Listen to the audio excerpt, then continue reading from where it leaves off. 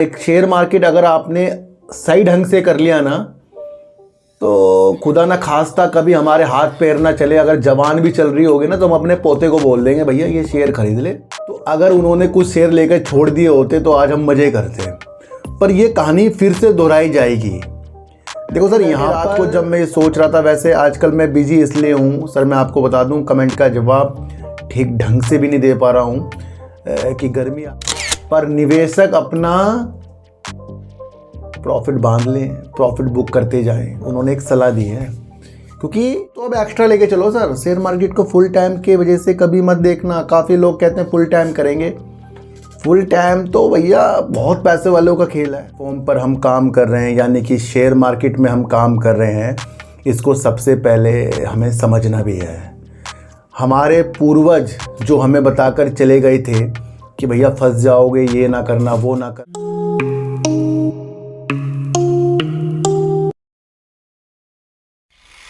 नमस्कार, मैं स्वागत करता हूं आपका अपने ही चैनल पर जिसका नाम है सार्थक बाजार से। आज बात करेंगे उज्जीवन स्मॉल फाइनेंस बैंक की और बात करेंगे यस बैंक में जो हिस्सेदारी कार्लाइल ने बेची है उसके ऊपर भी एक समीक्षा करेंगे। और बात करेंगे सर अशोक लीलैंड की, क्योंकि अशोक लीलैंड ने 200 रुपये का आंकड़ा पार कर दिया है।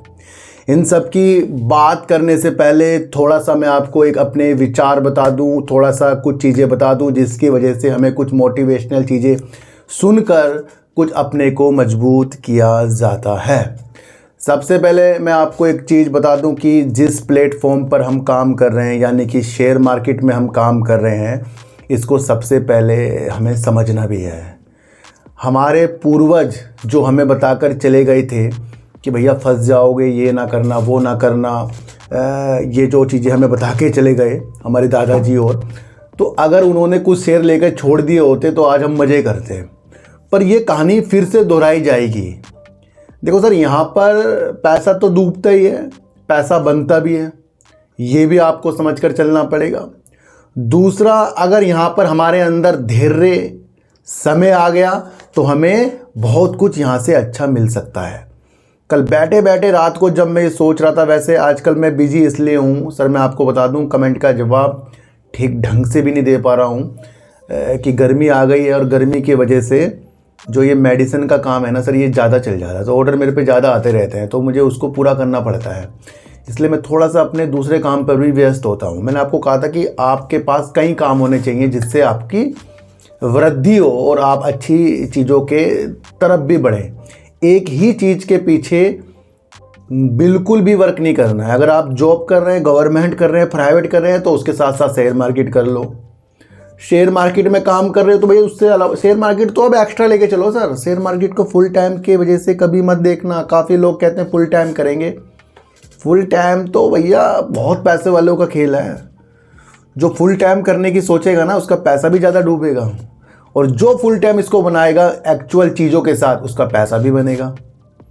तो ऐसा फुल टाइम नहीं चाहिए कि हम रोज़ इंट्राडे करके ये करके अपना इधर से इन्वेस्टिंग से कमा 10 रहे हैं, दूसरी जगह गवा 1 लाख रहे हैं। भैया फिर ऐसा वर्क करके फ़ायदा क्या है? सबसे पहले चीज़ों को समझना चाहिए। एक अच्छा प्लेटफॉर्म है और मैं आपको बता दूं यहाँ पर हम अपने बुढ़ापे के लिए भी वर्क कर सकते हैं। काफ़ी जो वर्क होते हैं, जॉब होती है, बिजनेस होती है, उन पर आपको जाकर वर्क होगा, तब जाकर आपका बिजनेस चलेगा, आपको सैलरी मिलेगी, आपको जो भी चीज़ें होंगी। पर एक शेयर मार्केट अगर आपने सही ढंग से कर लिया ना तो खुदा ना खास्ता कभी हमारे हाथ पैर ना चले। अगर जवान भी चल रही होगी ना तो हम अपने पोते को बोल देंगे भैया ये शेयर खरीद ले, फिर थोड़ी देर बाद बुलाएंगे ये बेच दे। इस तरीके से अपने को हम चला सकते हैं। ये तो अंत तक चलने वाली चीज़ है। अगर अपना माइंड सही रहेगा, भैया हाथ पैर भी नहीं चलेंगे ना, मुंह जवान भी चल रही होगी, तो आप अपने पोते, अपने रिश्तेदारों को बता सकते हो कि अगर आपके पास वो क्वालिटी है।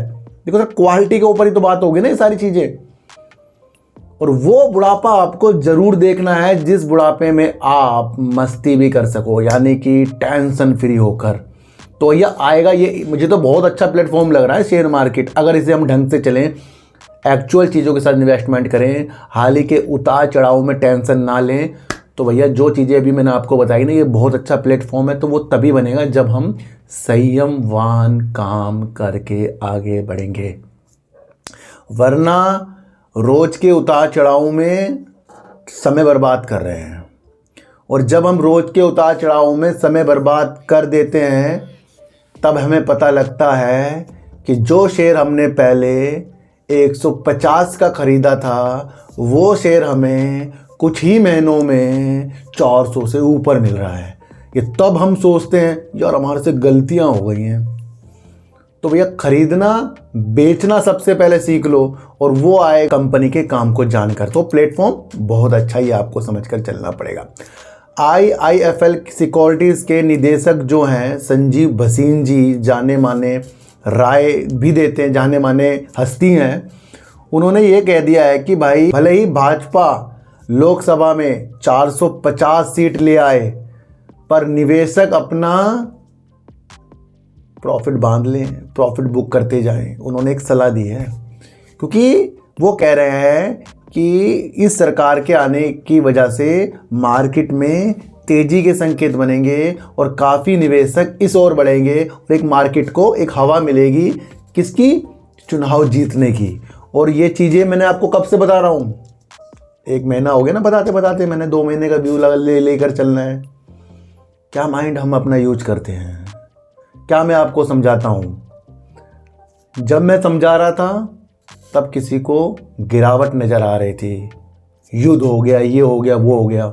आज संजीव भसीन जी वही बात कर रहे हैं जो मैं आपको कह रहा था कि भाई चुनाव की वो चीज़ें, वहाँ पर सब लोग सोचेंगे कि भाई यही सरकार आएगी, खरीदो, और कुछ बेस्ट वाले व्यक्ति अपना प्रॉफिट भी बांधेंगे। और आज ये भसीन जी ने ही कह दिया भाई भले ही 450 सीटें आ जाएं पर अपना प्रॉफिट भी बांध कर चलें। ये निवेशकों को उन्होंने राय दी है। अब इस चीज़ को कौन समझेगा भैया, ये तो अपने माइंड से ही समझा जाएगा। देखो अशोक लीलैंड के ऊपर विशेष तौर पर हमने काम के ऊपर ही वीडियो बनाई है और जब जब उसके अंदर कुछ अच्छी अच्छी चीज़ें हमें देखने को मिली हमने वो आपको बताया है। मैंने कई बार आपको अपने ही शहर के उसकी बस चलते हुए फ़ोटो भी दिखाई है, कई बार आपको बताया आप अपने जगह भी देखो, कई बार मैंने आपको अलग अलग तरीक़ों से बताया है अशोक लीलैंड को, चाहे वो यूपी में एक बड़ा प्लांट खोलने की विशेषता हो जहां हमारे यूपी के CM भी पधारे हों भूमि पूजन में, और वो चीज़ आपको समझनी पड़ेगी।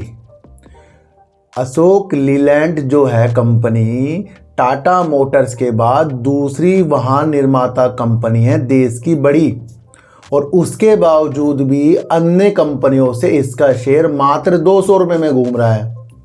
क्वालिटी वाला शेयर है। ई बसों के साथ साथ डीजल बसों के साथ साथ आपको हल्के और भारी वाणिज्यिक वाहनों के साथ साथ ट्रक के साथ साथ बेस्ट वर्क करता हुआ हिंदुजा ग्रुप की कंपनी है अशोक लीलैंड, और इसकी एक सहायक कंपनी है स्विस मोबिलिटी, वो भी एक जानदार चीज़ है। देखो सर एक चीज़ मैं आपको बताऊं कि अशोक लीलैंड ने जो है 205 रुपये का हाई और 144 रुपये का लो अशोक लीलैंड ने लगा रखा है। दूसरा अगर इसकी मार्केट कैप हम देखें तो करीब 59,402 करोड़ रुपए की है। दिसंबर 2023 में कंपनी ने जो सेल्स की थी वो करीब 11,093 करोड़ की कर दी थी और 609 करोड़ रुपए का प्रॉफिट किया था। कंपनी सेल्स और प्रॉफिट में आगे बढ़ती जा रही है।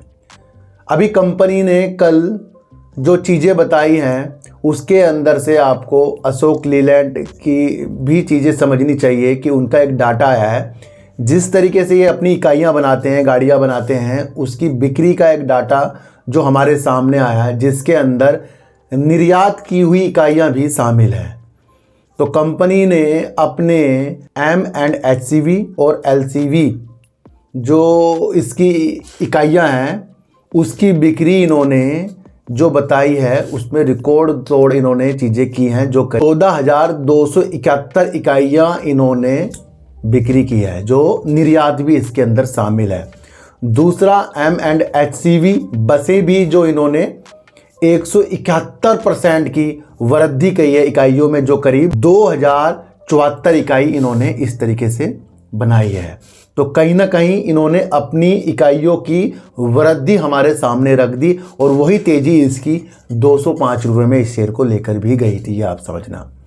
तो कहीं ना कहीं अशोक लीलैंड दूसरी देश की वाहन निर्माता कंपनी और देशों में भी वर्क करती है।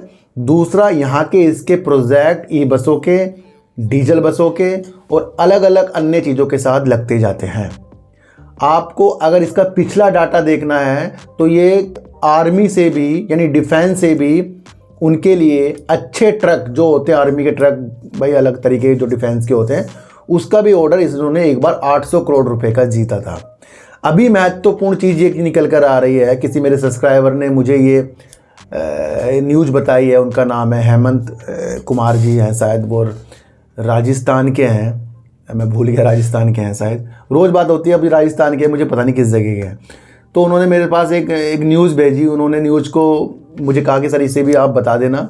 तो भैया इंडियन आर्मी एक टेंडर निकाल रही है, निविदाएं निकाल रही है, जिस तरीके से रेगिस्तान में वाहन चलना और दूसरा पहाड़ों में भी अलग तरीके के जो ऊपर खबड़ पहाड़ होते हैं उसके अंदर वाहन चलने के लिए इंडियन आर्मी की तरफ से करीब हो सकता है ये कि 2000 करोड़ से 2500 करोड़ रुपए तक इस तरीके का एक निविदाएं भी वो निकाल रही है। और इसके लिए कई कंपनियों ने उसके अंदर अप्लाई किया है, जिसके अंदर टाटा मोटर्स और अशोक लीलैंड भी है।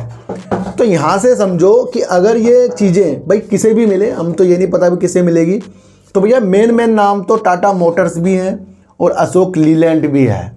और डिफेंस के लिए ऐसा नहीं कि अशोक लीलैंड ने पहले ट्रक का निर्माण ना किया हो, दे चुका है अपनी डिफेंस के लिए चीज़ें भी। और कंपनी ने एक बार ये कहा था कि वो अपने डिफेंस की चीज़ों के लिए मतलब उस सेक्टर के लिए भी ये अच्छा काम करने की रणनीतियाँ बनाकर चलेंगे। तो यहाँ से आपको समझना है अशोक लीलैंड जो है इस तरीके से अगर ये टेंडर जीत जाता है भैया तो वहाँ पर उसको बेनिफिट मिल सकता है। फिर भी आपको देखना है इसका अभी Q4 रिजल्ट आने वाला है और इन्होंने जो अपनी इकाइयाँ की जो बिक्री की है निर्यात सहित वो भी बता दी है, तो पॉजिटिव संकेत के साथ है।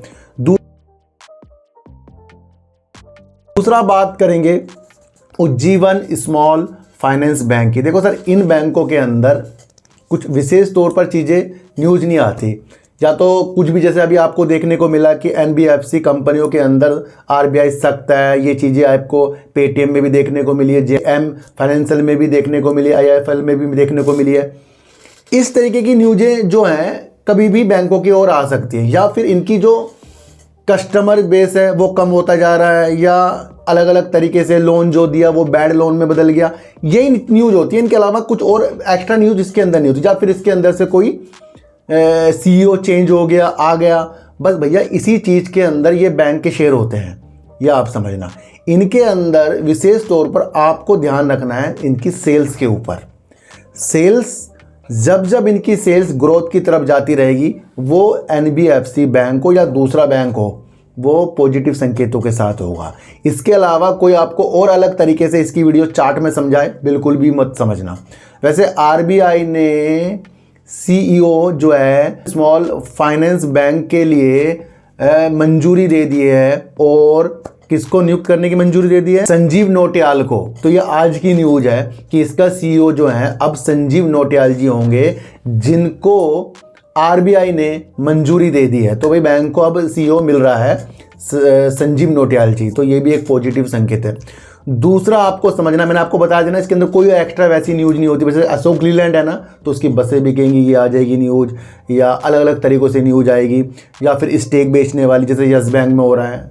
यस बैंक में क्या हो रहा है? प्रमोटर वाली न्यूज़, संभालने वाली न्यूज़, RBI वाली न्यूज़, है ना, बैड लोन वाली न्यूज़। तो यही बैंकों की चीज़ें होती हैं, तो इन्हीं में ये सीमित रहते हैं चीज़ों में। तो इनको आपको सिर्फ सेल्स के हिसाब से देखना है। देखो सर, दिसंबर 2022 की अगर हम सेल उज्जीवन स्मॉल बैंक की देखें तो करीब 1082 करोड़ रुपए की थी और 293 करोड़ रुपए का कंपनी ने प्रॉफिट कर दिया था।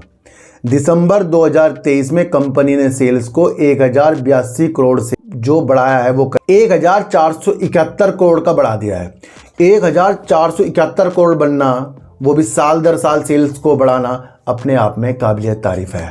तो अभी मार्च 2024 का जो इस क्वार्टर का इसका रिजल्ट आने वाला है वो भी आपको देखना है। तो दिसंबर 2023 में कंपनी ने 1471 करोड़ की सेल्स और 300 करोड़ का कंपनी ने कर दिया है प्रॉफिट। अब आपको यहां समझना है कि इन्होंने पिछले क्वार्टर से लगातार अपनी सेल्स को, ये समझना, दिसंबर से लगातार अपनी सेल को अगले दिसंबर तक कंटिन्यू बढ़ाया है। तो यहां क्या दिख रहा है आपको? पॉजिटिव संकेत। तो ये वो शेयर है जो रखने वाले बन सकते हैं। देखो सर, ऑपरेटिंग सिस्टम अगर इसका हम देखें, एक्टिविटी देखें, तो कंपनी ने अपनी ऑपरेटिंग एक्टिविटी से भी अपने बैंक में मार्च 2023 में जो डाला है वो 1060 करोड़ रुपए। और इसका फाइनेंसिंग एक्टिविटी, भैया कंपनी को पैसों की तो जरूरत होती है। ऐसी कंपनी जैसे जो बैंक होते हैं वो कहीं ना कहीं से थोड़ा सा उधर से पैसा लेके चीज़ें करते रहते हैं। तो इसका जो फाइनेंसिंग एक्टिविटी है थोड़ा निगेटिव है, जिसके अंदर करीब 1286 करोड़ रुपए इन्होंने, चाहे वो अलग अलग तरीक़ों से जो उधार लिए हैं, चाहे वो शेयर के बदले हो, चाहे वो उधार हो, कुछ भी हो, वो चीज़ें कंपनी ने की है। तो कैश फ्लो जो इसका है 50-50 है, ज़्यादा अच्छा भी नहीं है, ज़्यादा बेकार भी नहीं है। तो ये भी आपको समझना। दूसरा, आप इसका अगर हम शेयर होल्डिंग पैटर्न देखें तो वहाँ पर एक चीज़ देखने को मिल रही है कि प्रमोटर जो देखने को मिलेंगे 73.52% के हैं। एफआईज कंपनी के अंदर देखने को मिलेंगे करीब 3.48% के हैं और डीआईएस कंपनी के अंदर 2% के हैं। तीनों में एक समानता है, तीनों ने ही अपना स्टेक कम किया है, तीनों ने अपना स्टेक कम किया है, चाहे वो प्रमोटर हो, एफआईज हो, डीआईएस हो। पब्लिक थोड़ी सी इसके अंदर बड़ी है जो करीब 20.67% की है। तो भैया मेरे हिसाब से ये शेयर रखने वाला है, और वो मैं बता रहा हूँ इसकी सेल्स की ग्रोथ को देखकर कंटिन्यू ग्रोथ पकड़ी है। तो ऐसे बैंकों के अंदर आपको विशेष तौर पर आरबीआई वाली न्यूज़, या फिर कंपनी सेल्स को घटाती जा रही है, या फिर ज़्यादा से ज़्यादा प्रमोटर कम होते जा रहे हैं, उन पर सब पे नज़र रखनी चाहिए। अभी तक कंपनी का शेयर, कंपनी यानी पॉजिटिव है। तो क्यों है? क्योंकि कंपनी ने सेल्स अच्छी ग्रोथ के साथ बढ़ाई। दूसरा, मार्च का क्वार्टर भी से आपको देखना पड़ेगा। तो कंपनी यहां पर रखने वाली है, पॉजिटिव संकेतों के साथ है। अब बात करेंगे यस बैंक की, और यस बैंक में एक विचित्र चीजें हो रही हैं कि रिजल्ट आने के बाद यस बैंक का शेयर वो बुलंदी नहीं दिखा पाया जिस तरीके से इसने अपनी सेल्स को और अपने प्रॉफिट को हमारे सामने प्रस्तुत किया। क्या आपको पता है कि रिजल्ट आने से एक दिन पहले और रिजल्ट के दिन ही मैंने आपको संभालने वाली वीडियो बनाई थी, और मैंने कहा था कि कंपनी के अंदर कुछ हिस्सेदारी इधर उधर होने वाली चीज़ें, प्रमोटर वाली चीज़ें, या फिर एसबीआई की निकलने वाली चीज़ें भी आपको, जब भाई बाद में कभी भी निकले, ये न्यूज़ हमें वेट करना है। लेकिन इस दौरान एक न्यूज़ निकल कर आई है कि यस बैंक के अंदर कार्लाइल जो थे अपने स्टेक लेकर बैठे थे, जिन्होंने इससे पहले भी अपना एक स्टेक सेल्स किया था, किसे? मॉर्गन स्टैनली को। कितने रुपए में? 27 रुपये 10 पैसे में। और अब एक न्यूज़ निकल कर और आ रही है, कार्लाइल ने करीब 2% की अपनी हिस्सेदारी यस बैंक से जो बेची है, करीब 24 रुपये 27 पैसे में बेची है। और कितने शेयर बेचे हैं? 59.4 करोड़ शेयर बेच दिए 24 रुपये 27 पैसे में।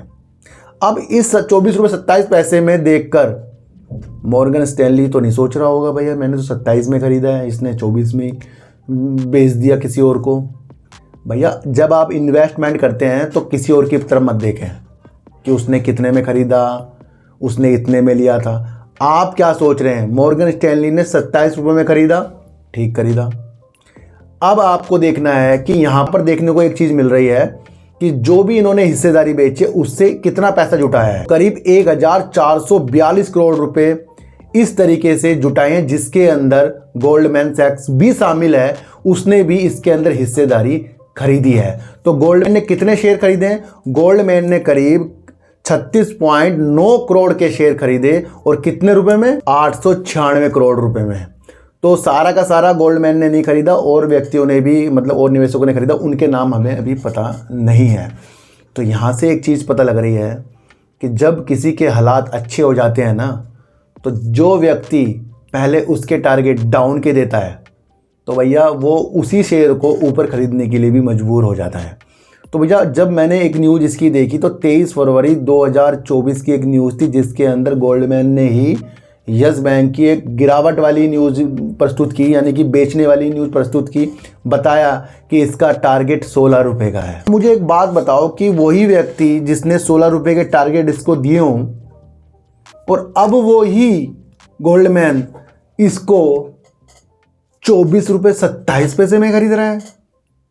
भैया आप समझो, इससे पहले रिजल्ट आने से पहले चाहे वो कोटक हो, मानस जायसवाल जी हो, वो सब चीज़ें आपको बताकर चले गए हैं।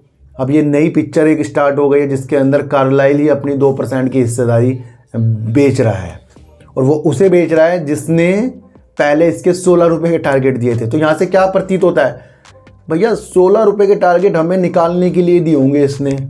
सब ये सोचेंगे, सब निगेटिव सोचेंगे इसको कि भैया 16 रुपये के टारगेट हम पब्लिक को निकालने के लिए दिए थे। भैया मेरी बात समझो, जब 16 रुपये के टारगेट थे तो उसने Q4 नहीं देखा होगा। अब उसने 24 रुपये 27 पैसे में खरीदा, तो भैया कुछ बैंक की बैलेंस शीट देख के ही तो खरीदा होगा। समझने वाली बात है, पहले कुछ और था अब कुछ और है। तो भैया वो 24 में खरीदे या 16 का टारगेट दे, उस चीज़ को मत देखो। ये देखो कि कोई अपना स्टेक बेचकर पैसा कमा कर गया है कार्लाइल, दूसरा और कमाने के लिए अपना स्टेक ले रहा है। 27 रुपये 10 पैसे में मॉर्गन स्टैनली ने लिया तो वो मजबूत है। हम और आप, एक चीज़ मैं आपको बताऊं, उन निवेशकों के पास और हमारे पास क्या नहीं है, एक ही चीज़ मैं आपको बताऊंगा, धैर्य और समय। उनके पास है, हमारे पास नहीं है। तो जो धैर्य और समय लाएगा वही ऐसे शेयरों से जीतेगा। और इसके अंदर ये होल्डिंग वाली, बेचने वाली शुरुआत हो गई है। आगे भी कुछ ऐसी चीज़ें आगे होती जाएंगी, क्योंकि कंपनी को चाहिए प्रमोटर। कंपनी पहले ही बता रही है, चीज़ों को समझो। 16 रुपये टारगेट देने वाला अब 24 रुपये खरीद रहा है, पर वो तब खरीद रहा है जब उसने एक अच्छा प्रॉफिट और अच्छी सेल्स प्रस्तुत की है। मैं आपको सिर्फ यही समझा रहा हूँ, आपको देखना सिर्फ सेल्स है। इसी तरीके से उज्जीवन में मैंने आपको क्या कहा, सेल्स देखनी है आपको, उसमें और कुछ में उलझना ही नहीं है। तो वहाँ आपको इम्पोर्टेंट बनना है।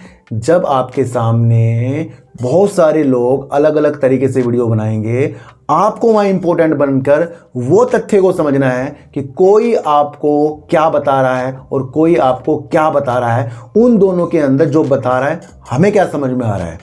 तो इस गुमराह में कभी मत जाना कि 16 रुपये का टारगेट देने वाला अब 24 रुपये में खरीद रहा। भैया सिचुएशन चेंज जब हो जाती है तो अलग तरीके, पहले कोई सीएम था, बना था, अब वो पीएम बन गया। तो सीएम की वैल्यू ज़्यादा है, पीएम की वैल्यू ज़्यादा है, तो पीएम की वैल्यू ज़्यादा है। हमारे देश में क्या होने वाला है, अब चुनाव हो रहे हैं, क्या होगा, अब उसकी सरकार बदलेगी। जब सरकार बदलेगी तो क्या होगा, अच्छी चीज़ें होगी। एक न्यूज़ और निकल कर आई थी, बता दूं आपको कि हम क्यों कह रहे हैं चुनाव चुनाव, क्योंकि ऑस्ट्रेलिया से जो हमारा व्यापार समझौता है ना, उसके बारे में चुनाव के बाद ही बात हो गई, जो व्यापार बढ़ेगा हमारा। तो सबकी नज़र चुनाव की तरफ है। यस बैंक को आपको लंबे सफ़र के लिए तय करना है। ज़रूरी नहीं कि इन्होंने 24 में ख़रीदा तो शेयर यहीं से रॉकेट बनेगा। जिन्होंने 27 में ख़रीदा वहाँ से 24 आ गया। अब इन्होंने 24 ख़रीदा, हो सकता है और नीचे आ जाए, क्योंकि टारगेट तो इसके 19-20 के भी हैं। तो सारी तरीक़ों से पॉजिटिव वीडियो बनाइए, एक निगेटिव मत समझना इसको। तो भैया अशोक लीलैंड ने अपनी भारी और हल्के वाणिज्यिक वाहनों की बिक्री इकाइयाँ जो हमें बताई है, उससे तो पॉजिटिव संकेत मिल रहा है। दूसरा, उज्जीवन स्मॉल बैंक के अंदर आपको नया सीईओ देखने को मिल गया, और उसके बाद उससे पहले आपको समझना है कंपनी परफेक्ट सेल्स कर रही है। थोड़ा सा इसके अंदर से प्रमोटर FIDIs अपनी होल्डिंग को निकाले हैं, तो वो भी तो भाई चलता रहता है, ये तो आपको समझकर चलना पड़ेगा, फिर भी पॉजिटिव संकेत। दूसरा आपको समझना है, यस बैंक के अंदर धैर्यता चलेगी, और वो धैर्यता चाहे आप मॉर्गन स्टैनली से सीख लो, कार्लाइल से सीख लो, चाहे आप सीख सकते हो गोल्डमैन से, या फिर सीख सकते हो मेरे से। तो सर आज की वीडियो से आपको क्या समझ में आया, एक बार मुझे बताना। किसी को भी खरीदने बेचने की सलाह मेरे चैनल पे बिल्कुल भी नहीं है भैया, बिल्कुल भी मेरे चैनल पर खरीदने की चीज़ें नहीं है। मैं तो तथ्य को समझा रहा हूँ, जो न्यूज़ आ रही है वो आपको बता रहा हूँ, उन चीज़ों को आपको समझना है। कोई भी मेरी वीडियो को देखकर, शेयरों को खरीद कर मेरे से ये ना पूछे मैंने यहाँ खरीदा था जी, मैं तो वीडियो बना रहा हूँ, समझ गए सर। तो चीटी को आटा दीजिए, गाय को रोटी दीजिए, और अपने बच्चों को ज़्यादा से ज़्यादा प्यार कीजिए, क्योंकि बच्चे ही आपकी मासूमियत से किस्मत पलटेंगे। तो फिर मिलेंगे आपसे नई वीडियो के साथ, जब तक के लिए नमस्कार।